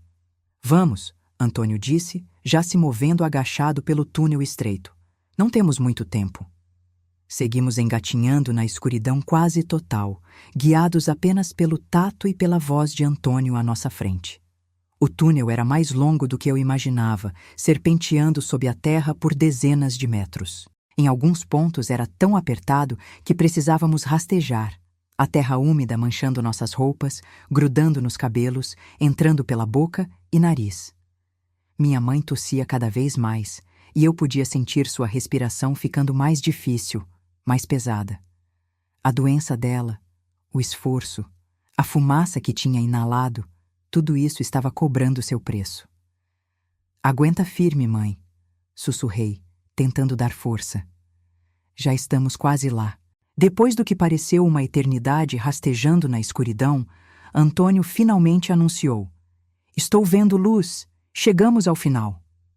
De fato, à nossa frente havia um pequeno círculo de luz, a saída do túnel. Antônio foi o primeiro a alcançá-la. Com algum esforço, empurrou o que parecia ser uma tampa de madeira coberta de vegetação e se içou para fora. Em seguida, estendeu os braços para ajudar minha mãe e depois a mim. Quando finalmente emergi para a luz do dia, precisei piscar várias vezes para ajustar os olhos. Estávamos no meio de um pequeno bambuzal, a uns 200 metros da casa. De onde estávamos, podíamos ver fumaça preta subindo para o céu. Nossa casa estava completamente tomada pelas chamas. E ao redor dela, os homens do coronel corriam de um lado para outro, tentando controlar o fogo, gritando ordens, procurando-nos. Eles não vão demorar a perceber que escapamos, Antônio disse, a voz urgente. Precisamos correr. Para onde? Perguntei, ainda olhando para a casa em chamas, sentindo uma dor profunda ao ver tudo que conhecia sendo consumido pelo fogo. Para a casa do João Pedro, minha mãe disse, surpreendendo-me. Ela estava pálida, exausta, mas havia uma determinação feroz em seus olhos. Fica a menos de meia hora daqui, seguindo o curso do rio. É a única pessoa em quem podemos confiar agora. Consegue andar até lá? Antônio perguntou a ela, preocupado. Tenho escolha? Ela respondeu com um sorriso fraco. Vamos, antes que eles comecem a procurar nos arredores. Nos afastamos agachados, usando o bambuzal e a vegetação mais alta como cobertura. Quando estávamos a uma distância segura, olhei uma última vez para trás, para a única casa que conheci na vida. Agora um esqueleto carbonizado soltando fumaça para o céu azul de Goiás. Ali, naquele momento, entendi que nada seria como antes, que minha vida tinha mudado para sempre. Éramos fugitivos agora, perseguidos por homens perigosos, carregando segredos que podiam custar nossas vidas. E nossa única esperança era um caminhoneiro ferido que aparecera em nossa porta durante uma tempestade, com notícias de um pai que eu pensava estar morto. Seguimos o curso do rio, nos mantendo próximos à margem onde a vegetação era mais densa e nos dava melhor cobertura. O caminho era difícil. O terreno estava lamacento pela chuva da noite anterior e tínhamos que ajudar minha mãe a cada passo. Ela se esforçava para não demonstrar, mas eu podia ver como cada movimento lhe custava, como cada respiração era uma batalha. Antônio também sofria. O ferimento na lateral do corpo tinha reaberto e a camisa estava manchada de sangue fresco. Mesmo assim, ele se mantinha firme, carregando uma pequena trouxa que tinha conseguido pegar antes de fugirmos. Os documentos que meu pai havia roubado, algumas peças de roupa que tinha agarrado às pressas e uma garrafa d'água. É mais à frente, minha mãe falou entre respirações curtas, apontando para uma curva do rio onde se via um grupo de árvores mais altas. Depois daquelas mangueiras. A casa do João Pedro fica numa baixada, não dá para ver daqui. João Pedro era nosso vizinho mais próximo, apesar de próximo significar quase 3 quilômetros de distância naquelas bandas. Era um homem mais velho, que vivia sozinho desde que a esposa morrera anos atrás. Tinha sido amigo do meu pai desde a infância e sempre aparecia em casa de vez em quando para trazer um peixe fresco ou ajudar num serviço mais pesado. Ele é confiável mesmo? Antônio perguntou, a voz baixa para não ser ouvida além de nós três. Com a vida, minha mãe afirmou. Ele e Joaquim eram como irmãos. João Pedro sabe de tudo. Inclusive que meu pai está vivo? Perguntei, ainda tentando processar tudo o que tinha acontecido nas últimas horas. Minha mãe assentiu lentamente. Ele ajudou seu pai a fugir naquela noite. Foi na caminhonete dele que Joaquim saiu da região, mas nem ele sabia onde exatamente seu pai ia se esconder. Era mais seguro assim. Continuamos andando, agora um pouco mais apressados, sentindo que cada minuto contava. Os homens do coronel não demorariam a expandir a busca para além da nossa casa em chamas. Depois do que pareceu uma eternidade, chegamos finalmente a uma pequena clareira onde se erguia uma casa simples de madeira, com telhado de zinco e uma varanda estreita na frente. Fumaça saía da chaminé improvisada, indicando que havia alguém em casa. Deixem que eu vou na frente, minha mãe disse, surpreendendo-nos com um novo fôlego. João Pedro é desconfiado com estranhos. Ela avançou com passos mais firmes do que tinha mostrado até então, atravessando a clareira até a casa.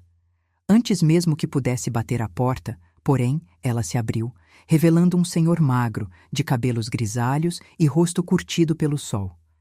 Ele estava segurando uma espingarda velha apontada diretamente para nós. — Quem vem lá? Ele gritou antes de reconhecer minha mãe. — Maria? Maria do Cruzeiro?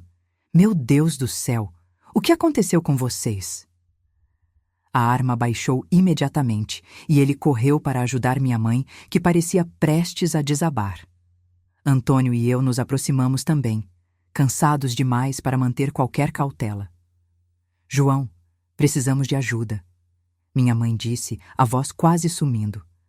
A casa, eles queimaram tudo. Os homens do coronel vieram atrás dos documentos. O velho empalideceu, olhando de um rosto para outro e então para a coluna de fumaça distante que ainda subia no horizonte, onde nossa casa ardia. Entrem, rápido, ele disse, praticamente nos empurrando para dentro da casa. Não é seguro ficar aqui fora. O interior da casa era simples, mas organizado. Uma sala pequena que se fundia com a cozinha, alguns móveis rústicos, um fogão a lenha aceso que aquecia o ambiente.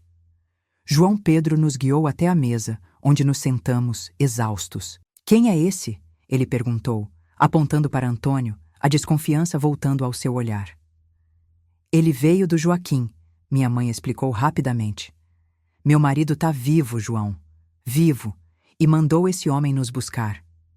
João Pedro arregalou os olhos, depois balançou a cabeça lentamente, como se estivesse processando a informação. Então ele conseguiu.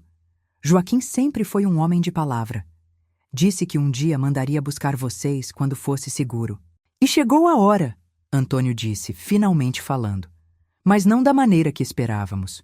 O coronel descobriu alguma coisa. Está atrás deles agora. Precisamos tirar as duas daqui o mais rápido possível. João Pedro assentiu, como se já esperasse por esse momento há muito tempo. Não vai ser fácil. Depois desse fogo todo, vão revirar a região inteira atrás de vocês. As estradas principais devem estar sendo vigiadas já. Por isso precisamos da sua ajuda, minha mãe disse, segurando a mão do velho amigo. Tem algum jeito de sair daqui sem passar pelas estradas principais? João Pedro coçou o queixo, pensativo. Tem o Tião, ele disse depois de um momento. Passa por aqui amanhã cedo, levando uma carga de café para São Paulo. Ele é de confiança. Já ajudou a tirar gente da mira do coronel antes. Se vocês conseguirem aguentar até amanhã escondidos aqui, ele pode levar vocês. São Paulo? Questionei surpresa. Mas não é para Belo Horizonte que devemos ir? É lá que meu pai está. São Paulo é só a primeira parada, Antônio explicou. De lá pegamos outro transporte para Minas. É mais seguro assim, seguir uma rota menos óbvia. João Pedro foi até o fogão e voltou com uma chaleira, servindo um chá escuro em canecas de lata para nós. Isso vai ajudar a recuperar as forças, ele disse, entregando a primeira caneca para minha mãe. E depois precisamos cuidar desse ferimento, acrescentou, olhando para a mancha de sangue na camisa de Antônio. Enquanto tomávamos o chá, uma mistura amarga de ervas que, apesar do gosto forte, parecia realmente renovar nossas energias, João Pedro foi buscar uma caixa de madeira velha. De dentro, tirou ataduras, um frasco de álcool e algumas ervas secas que não reconheci. Tire a camisa, ele ordenou a Antônio. Vamos limpar isso direito antes que infeccione. Enquanto João Pedro cuidava do ferimento, minha mãe me puxou para perto, falando em voz baixa. Maria, você precisa ser forte agora. O que vem pela frente não vai ser fácil. Estou com medo, mãe, confessei, sentindo como se fosse novamente uma criança pequena buscando proteção. Eu também, filha, mas temos que seguir em frente, por seu pai, por nós. O restante do dia passou lentamente, cada minuto carregado de tensão. Ficamos dentro da casa, longe das janelas, falando apenas o necessário. João Pedro saiu uma vez para verificar os arredores, voltando com a notícia de que havia movimento na estrada principal. Homens a cavalo, indo e vindo, claramente em busca. Quando a noite caiu, ele nos levou para um quarto pequeno nos fundos da casa. É melhor vocês dormirem aqui. Se alguém vier, posso dizer que estou sozinho enquanto vocês saem pelos fundos. Havia apenas uma cama estreita no quarto, que cedemos à minha mãe. Antônio e eu nos acomodamos no chão, sobre esteiras improvisadas. Apesar do cansaço extremo, demorei para pegar no sono. Cada som lá fora, o pio de uma coruja, o farfalhar das folhas, o canto distante de um sabiá noturno, me fazia sobressaltar, imaginando que eram os homens do coronel se aproximando. Na manhã seguinte, fomos acordados antes mesmo do sol nascer por João Pedro batendo suavemente na porta. Tião chegou mais cedo, ele sussurrou. Está esperando na curva do rio. Precisamos ir agora. Levantamos rapidamente, juntando o pouco que tínhamos. Minha mãe parecia um pouco melhor após o descanso, mas ainda estava fraca, caminhando com dificuldade. Antônio, por outro lado, estava visivelmente mais forte. O curativo feito por João Pedro tinha estancado o sangramento e as ervas pareciam ter reduzido a inflamação. Saímos pelos fundos da casa, seguindo João Pedro por um caminho estreito que serpenteava entre as árvores. Caminhamos por cerca de 10 minutos até chegarmos a uma clareira próxima ao rio, onde um caminhão velho e empoeirado estava estacionado, o motor ligado em marcha lenta. Ao lado do caminhão, um homem baixo e atarracado, de boné surrado e cigarro no canto da boca, nos esperava com expressão séria. Era Tião, o caminhoneiro que João Pedro havia mencionado. "Esses são os passageiros?" Ele perguntou a João Pedro quando nos aproximamos, sem sorrir. "São eles, Tião. Preciso que você os leve até São Paulo, sem paradas." Tião nos examinou de cima a baixo, especialmente Antônio, que ele claramente não conhecia. "E quem garante que esse aí não é espião do coronel?" perguntou, apontando para Antônio com o queixo. "Eu garanto", minha mãe respondeu antes que qualquer um pudesse falar. "Ele veio do meu marido, do Joaquim." O nome do meu pai pareceu ter algum efeito sobre Tião, que assentiu lentamente. "Tudo bem, mas vão ter que ir no compartimento da carga, cobertos pelo café. Não é confortável, mas é seguro. Ninguém vai procurar lá." Ele nos levou até a traseira do caminhão e abriu as portas, revelando dezenas de sacos de café empilhados, deixando apenas um pequeno espaço vazio no meio. "É aqui que vocês vão", ele disse, apontando para o vão entre os sacos. "Quando passarmos por postos de fiscalização, nem respirar vocês podem. Entendido?" Assentimos, compreendendo a gravidade da situação. João Pedro se aproximou e abraçou minha mãe longamente. "Deus proteja vocês nessa viagem", ele disse emocionado, "e dê um abraço no Joaquim por mim quando chegarem lá." "Obrigada por tudo, João", minha mãe respondeu, os olhos marejados. "Nunca vou esquecer o que fez por nós." "Nem precisa agradecer, Maria. Sua família é minha família também." Ele se virou para mim e me abraçou com força. "Você cresceu, menina. Virou uma moça valente. Seu pai ficaria orgulhoso." "Vai ficar", corrigi, sorrindo entre lágrimas. "Ele vai ficar orgulhoso quando me ver." João Pedro sorriu, assentindo. "Isso mesmo, vai ficar." Nos despedimos e subimos na carroceria do caminhão. O espaço entre os sacos de café era apertado, mal dava para os 3 sentarem. Tião cobriu a abertura com uma lona escura e depois colocou mais alguns sacos por cima, nos deixando quase completamente no escuro. "Fiquem quietos", foi a última coisa que ouvimos ele dizer antes de fechar as portas do caminhão. O motor roncou mais forte e sentimos o veículo se mover, sacolejando pelo caminho irregular que levava à estrada principal. Lá dentro, no escuro, entre o cheiro forte de café e o calor que começava a se acumular, segurei a mão da minha mãe de um lado e a de Antônio do outro. "Vamos conseguir", sussurrei, mais para mim mesma do que para eles. "Vamos encontrar meu pai." O caminhão continuou sua jornada, cada quilômetro nos afastando mais da vida que conhecíamos e nos aproximando de um futuro incerto, mas que, pela primeira vez em muito tempo, continha algo que tínhamos quase esquecido como era: esperança. A viagem naquele caminhão de café foi a mais longa e desconfortável da minha vida. Horas e horas sacudindo entre os sacos de café, no escuro quase completo, com pouco ar e menos espaço ainda. O calor era sufocante durante o dia, e à noite o frio entrava pelas frestas da carroceria. Tínhamos apenas uma garrafa d'água e um saco com pão e queijo que João Pedro tinha preparado às pressas. Mas não reclamávamos. Comparado ao que poderia ter acontecido se tivéssemos ficado, aquilo era um pequeno preço a pagar. Parávamos apenas quando o caminhão parava para abastecer ou quando Tião decidia que era seguro nos dar alguns minutos para esticar as pernas e fazer nossas necessidades em algum matagal afastado da estrada. Nessas paradas rápidas, ele nos contava as novidades que ouvia pelo rádio ou de outros caminhoneiros. A região toda estava empolvorosa com a história da casa incendiada e da família desaparecida. O coronel tinha posto uma recompensa pela nossa captura. Viva ou morta, não fazia diferença para ele. Minha mãe piorou durante a viagem.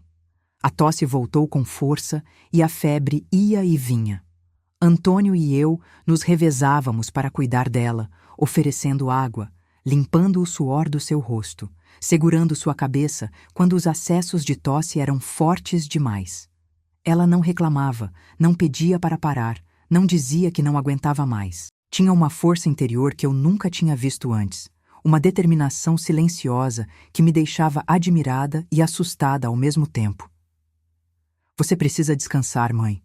Eu disse em um dos momentos em que estávamos sozinhas, Antônio tendo saído rapidamente para conversar com Tião. Não vai adiantar nada chegar até o pai se você estiver doente demais para aproveitar o reencontro. Ela sorriu fracamente, acariciando meu rosto com a mão quente de febre. Maria, minha filha, aprendi que na vida a gente não escolhe as horas de descansar. A vida escolhe por nós. E agora não é hora de parar. É hora de seguir, de chegar até o fim dessa estrada, custe o que custar. No terceiro dia de viagem, Tião nos avisou que estávamos chegando a São Paulo. A notícia trouxe alívio e apreensão ao mesmo tempo. Alívio por saber que aquela parte da jornada estava terminando. Apreensão pelo que viria a seguir. Nunca tínhamos saído de Goiás. Nunca tínhamos estado numa cidade grande. A ideia de São Paulo, com seus prédios, multidões e barulho, era assustadora. Não se preocupem, Antônio nos tranquilizou. Tenho um amigo que vai nos receber.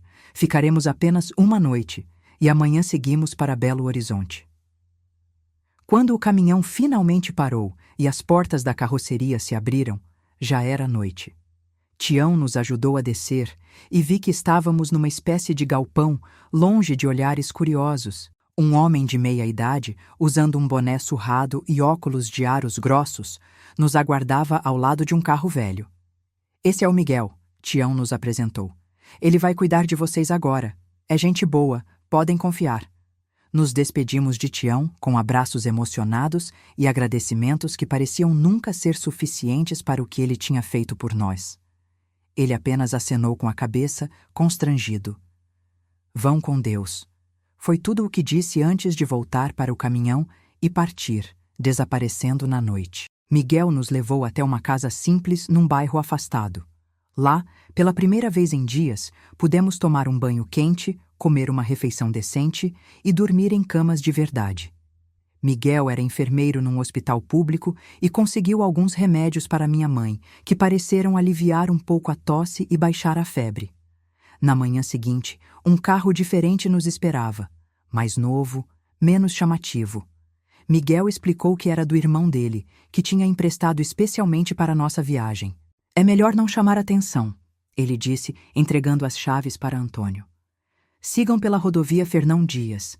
São umas 8 horas até Belo Horizonte, se não tiver muito trânsito. Nos despedimos de Miguel, com a promessa de que um dia retribuiríamos sua ajuda, e partimos. A viagem de carro foi infinitamente mais confortável que a de caminhão. Minha mãe pôde se deitar no banco de trás e eu fiquei no banco do passageiro, ao lado de Antônio, que dirigia concentrado. Conforme as horas passavam e os quilômetros ficavam para trás, uma ansiedade crescente foi tomando conta de mim. Estava prestes a reencontrar meu pai depois de quase 2 anos, achando que ele estava morto. Como seria esse momento? Ele teria mudado? Eu tinha mudado, com certeza. Não era mais a menina de 13 anos que ele deixou para trás. Como ele está? Perguntei a Antônio, quebrando o silêncio que tinha se estabelecido no carro. Meu pai, quero dizer. Você disse que ele está magro, preocupado. Mas como ele realmente está? Antônio refletiu por um momento antes de responder. Seu pai é um homem marcado pela culpa, Maria. Culpa por ter deixado vocês para trás, mesmo que fosse para protegê-las. Culpa por não ter conseguido fazer justiça ao irmão dele ainda. Ele vive, trabalha, segue em frente, mas sempre com esse peso nos ombros. E como vocês se conheceram? Trabalhamos juntos na fábrica. Seu pai notou que eu tinha uma caminhonete e começou a me pagar para fazer algumas entregas. Com o tempo, foi confiando em mim, contando sua história aos poucos. Quando soube que os homens do coronel estavam se aproximando, me pediu esse favor: ir buscar vocês. Por que você aceitou? É perigoso. Você podia ter morrido. Ele deu um sorriso triste. Digamos que eu tenho minhas próprias contas a acertar com pessoas como o coronel. Gente que acha que pode passar por cima de tudo e de todos só porque tem dinheiro e poder. O resto da viagem continuou em silêncio, cada um perdido em seus próprios pensamentos. Quando os primeiros sinais de Belo Horizonte apareceram no horizonte, luzes distantes que foram aumentando, ganhando forma e substância, senti meu coração acelerar. Estamos quase chegando, Antônio anunciou, virando numa saída da rodovia. Mais uns 20 minutos. O carro entrou por ruas cada vez mais estreitas, deixando para trás as avenidas largas e os prédios altos do centro. Chegamos a um bairro simples, de casas pequenas e coladas umas nas outras. Antônio dirigia devagar, como se procurasse um endereço específico. Finalmente, parou em frente a uma casa de esquina, pintada de azul claro, com um pequeno jardim na frente. "É aqui", ele disse, desligando o motor. Por um momento, ninguém se moveu. Era como se estivéssemos todos congelados no tempo, incapazes de dar o próximo passo que mudaria tudo para sempre. Foi minha mãe quem quebrou o encanto. Fraca como estava, endireitou-se no banco traseiro e disse, com uma voz surpreendentemente firme: "Vamos, esperamos tempo demais por esse momento." Saímos do carro lentamente. O sol já estava se pondo, lançando uma luz dourada sobre a rua tranquila. Antônio nos guiou até a porta e bateu 3 vezes, depois mais 2. Um código combinado, entendi. A porta se abriu e ali, parado na soleira, estava meu pai. Estava diferente do que me lembrava. Mais magro, sim, com os cabelos grisalhos que antes eram só alguns fios agora tomando conta das têmporas, rugas novas marcando seu rosto. Mas os olhos eram os mesmos, escuros e profundos, que pareciam ver através de você. Por um instante eterno, ficamos todos paralisados, olhando uns para os outros, como se não pudéssemos acreditar que aquele momento era real. Então, meu pai avançou um passo e abriu os braços. Minha mãe caiu nos braços dele, soluçando, e eu me juntei ao abraço, as lágrimas escorrendo livremente. Não sei quanto tempo ficamos assim, abraçados na porta daquela casa simples em Belo Horizonte, chorando e rindo ao mesmo tempo, falando todos juntos, tocando uns aos outros como para confirmar que não era um sonho. Finalmente, meu pai nos fez entrar, fechando rapidamente a porta atrás de nós. O interior da casa era modesto, mas limpo e organizado. Uma mesa, algumas cadeiras, um sofá gasto, e nas paredes, para minha surpresa, havia fotos nossas, fotos antigas, de antes de tudo acontecer, quando éramos apenas uma família comum, vivendo uma vida simples em nossa casinha em Rio Verde. Sentamos todos na sala, ainda nos olhando como se não pudéssemos acreditar. Meu pai segurava a mão da minha mãe como se nunca mais fosse soltar, enquanto com a outra acariciava meu rosto, secando minhas lágrimas. "Vocês conseguiram", ele disse finalmente, a voz embargada pela emoção. "Estão aqui." "Graças ao Antônio", minha mãe respondeu, olhando com gratidão para o caminhoneiro que se mantinha um pouco afastado, como se não quisesse intrometer-se naquele momento familiar. "Ele chegou bem na hora certa." "Os documentos?" meu pai perguntou, voltando-se para Antônio. "Estão aqui", ele respondeu, tirando o envelope do bolso da camisa. "Exatamente como você disse que estariam, escondidos na lata de café." Meu pai pegou o envelope com mãos trêmulas, olhando para ele como se fosse algo precioso e terrível ao mesmo tempo. "Agora podemos fazer justiça", ele murmurou, mais para si mesmo do que para nós. "Por José, por todas as outras vítimas dele." "E depois?" perguntei, a pergunta que estava martelando em minha cabeça desde que soube que ele estava vivo. "O que acontece depois, pai?"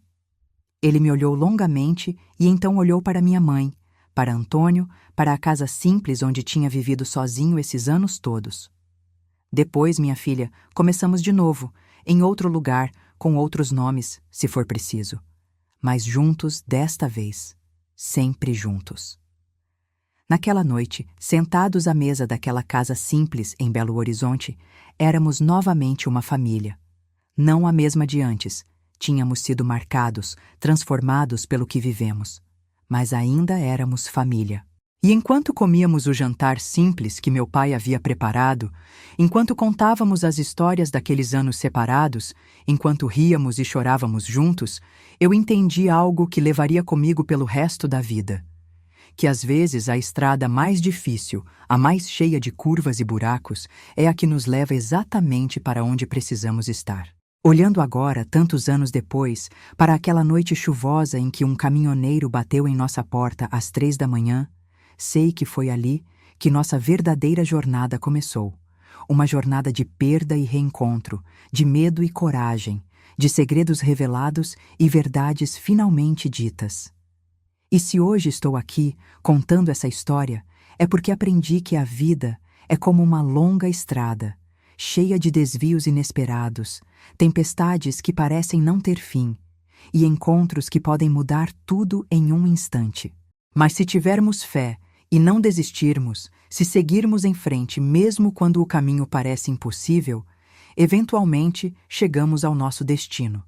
E às vezes, quando temos sorte, encontramos ao longo do caminho pessoas como Antônio, pessoas que aparecem nas nossas vidas exatamente quando mais precisamos, que nos ajudam a carregar nossos fardos, que nos lembram que, mesmo nas noites mais escuras, há sempre uma luz, por menor que seja, brilhando em algum lugar, guiando-nos para casa.